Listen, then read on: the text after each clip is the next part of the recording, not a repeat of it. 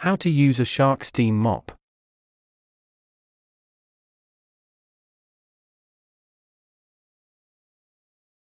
Shark Steam Mops promise a fast and thorough clean, but how do you use one for the best results? Cleaning your floors with a Shark Steam Mop is a breeze. All you need is water and an outlet. We've put together a handy guide to using a Shark Steam Mop, including instructions on putting the mop together and choosing the right mop setting for your floors. If you're ready to have sparkling clean floors, keep watching. Welcome to Best Choices. This video will tell you how to assembling the mop and steam mopping the floor. Now let's get started. Method 1. Assembling the mop.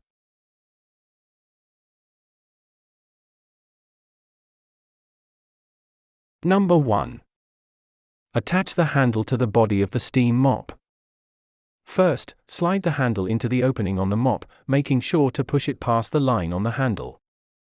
Keep pushing until you hear or feel the handle click into place. On some models, there is a large attachment screw that holds the handle in place. Use a flathead screwdriver to twist the screw until it's firm. Consult your user manual for assembly instructions that are specific to your model. Number 2. Put a cleaning pad on the mop head. Use the lavender loop on the side of the cleaning pad to slide the pad over the mop head. Then use the fasteners around the mop head to keep the pad in place. Once the pad is locked in, snap the mop head into the base of the mop. Make sure the cleaning pad is attached striped side down. Both sides can be used for cleaning, but there is only one way to correctly put it on. Put the cleaning pad on while your steam mop is turned off. Number 3. Fill the water tank with distilled water. While the mop is unplugged, pull or twist the cap on the water tank to open it. Then fill the included measuring cup up to the line with distilled or soft tap water and pour it into the tank. Replace the cap to finish assembling your Shark Steam Mop. Distilled water reduces mineral buildup that can clog the steam nozzle or leave streaks on the floor while you clean. Make sure not to overfill the mop or it will start dripping onto your floors while you use it. Only fill the tank with water. Cleaning chemicals, scented perfumes, or even vinegar might damage the mop. If your model has a removable water tank, make sure it's securely snapped back into place before you begin mopping. Did this video help you? Let's comment below, yes or no.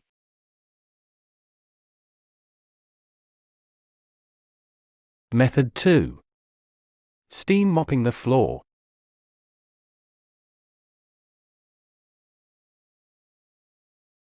Number 1.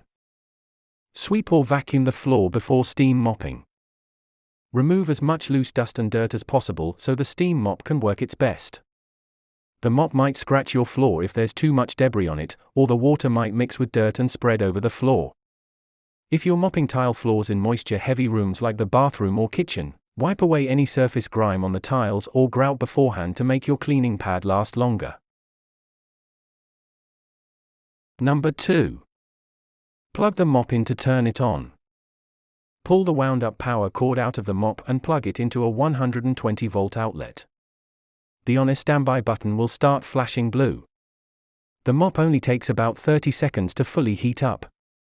Since the mop heats up so quickly, wait until you are 100% ready to begin mopping before plugging it in. Number 3. Choose a mop setting for the type of floor you're cleaning. Use the on standby button to select the dust, mop, and scrub settings. Once you choose a setting, the button will change from blinking to solid. Choose between dust, light cleaning and dusting. This setting lifts light dirt and sanitizes the floor. Use this setting for laminate, bamboo, hardwood, or marble floors. Press the on standby button once to activate. Mop, everyday cleaning. Choose mop to clean and sanitize small messes and heavily trafficked floors. This setting is meant for hardwood, marble, tile, and stone. Press the on standby button twice to activate. Scrub, deep cleaning. Select scrub to sanitize floors and remove tough messes and stains on tile, stone, linoleum, or carpet. with a carpet glider attachment. Press the on standby button 3 times to activate. To clean hardwood, use a highly absorbent microfiber cleaning pad to keep the floors dry. Don't add any cleaning chemicals that might break the protective seal on the floorboards. The dust setting is safest. Number 4. Mop the floor with forward and backward motions. Pump the handle to dampen the cleaning pad, then push the mop back and forth in small sections, just like a traditional mop to begin cleaning. Start in the corner of your room furthest from the exit and work toward the door. The sloshing of the water in the tank will naturally produce steam while you clean. Pump the handle again while mopping to produce extra steam for stubborn or stuck-on messes. Mop with the grain of the floor if you're cleaning laminate or hardwood. Keep the mop moving at all times. If it's left to idle in one spot too long, the excess heat and moisture can damage that spot on your floor, especially if it's made of wood. Number 5. Flip the cleaning pad over when one side gets too dirty. Quickly swivel the mop head around to use the other side of the pad to keep mopping. If you need to replace the pad, unplug the mop and wait 2 or 3 minutes for it to cool down. Then you can safely handle the mop head and put on a new pad. Number 6. Refill the water tank mid-mop, if needed. If you run out of water, unplug the mop and wait 2 or 3 minutes for it to cool. Then refill the tank with the included measuring cup, making sure not to overfill it. Number 7. Turn off the mop with the on standby button when you're done mopping. First, press and hold the on standby button until it starts flashing blue to stop steaming. Then unplug the mop and let it stand upright for 2 or 3 minutes while it cools. When it's cool to the touch, it's safe to disassemble and store. Press the power cord release button to wind the cord back inside the mop. Number 8. Remove the cleaning pad when the mop head is cool. Release the fasteners holding the pad in place and pull on the lavender loop to slide the pad off.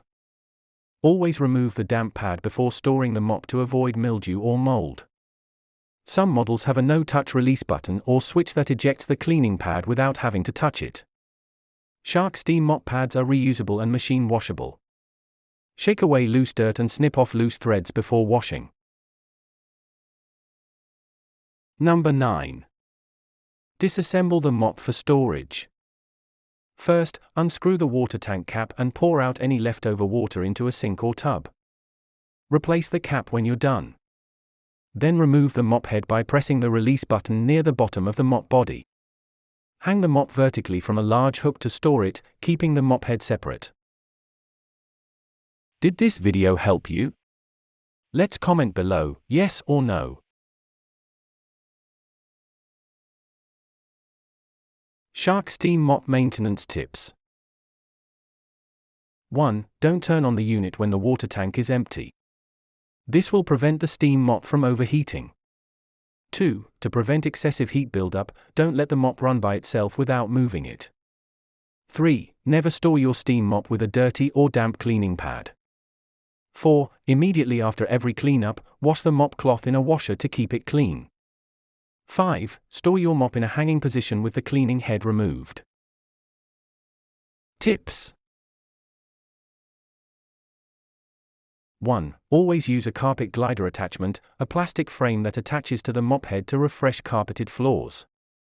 2. Shark Steam mops come in a variety of models. To get the most out of your mop, consult the user's manual for model-specific instructions.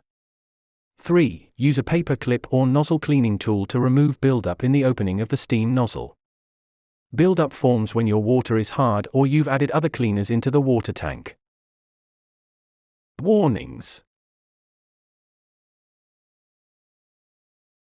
1. Only handle the plug with dry hands to avoid the risk of electric shock. 2. Only use the mop with water. It will overheat and get damaged if you turn it on with an empty water tank. 3. When you're mopping in the bathroom, keep the mop head a few inches away from toilets and tubs. The cold porcelain might crack with an abrupt temperature change. Did this video help you? Let's comment below, yes or no.